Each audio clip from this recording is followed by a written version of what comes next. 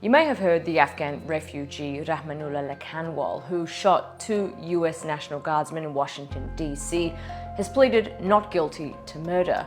But did you know America's CIA trained him to kill? Let's talk about one of the most secretive, controversial, swept under the rug legacies of the US-led war on Afghanistan, the Zero units.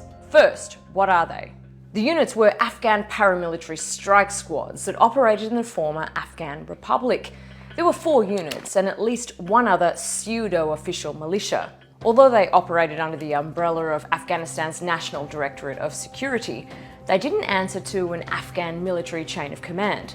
They answered to the CIA.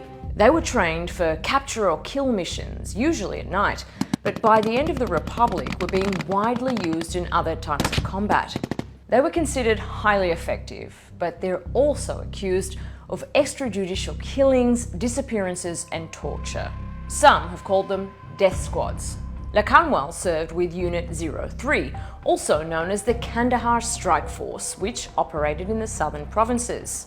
But we'll get back to him in a second. First, remember these chaotic scenes of the US's withdrawal from Kabul in August 2021?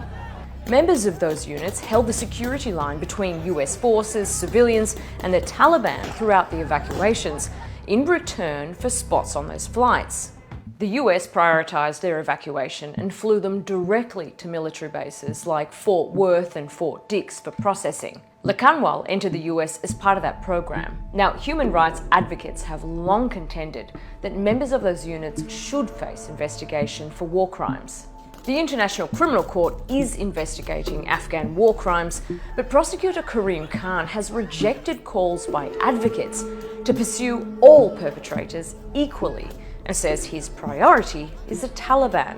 But now that thousands of those commandos are in the US, those same advocates have raised red flags about the consequences of impunity. And then there is one more thing: trauma. Those close to the suspect say he, like many other veterans, suffers from PTSD and mental health issues and has had trouble adjusting to civilian life in the US. There are now questions about the support offered as part of the Afghan allies' relocation process. Regardless, Trump officials are blaming all kinds of people for the tragedy. They're blaming Joe Biden's administration for letting Lakanwal into the country, even though his asylum application was approved this year under Trump. They're blaming Afghans in general and have suspended the visa process for thousands of people. They're blaming the vetting process, even though Lakanwal went through multiple stages of security checks through the CIA and Homeland Security. And now they're saying he was radicalized. But what they're not saying is how a brutal US project unleashed on people thousands of kilometers away ended up leaving its bloody mark in the heart of the US capital.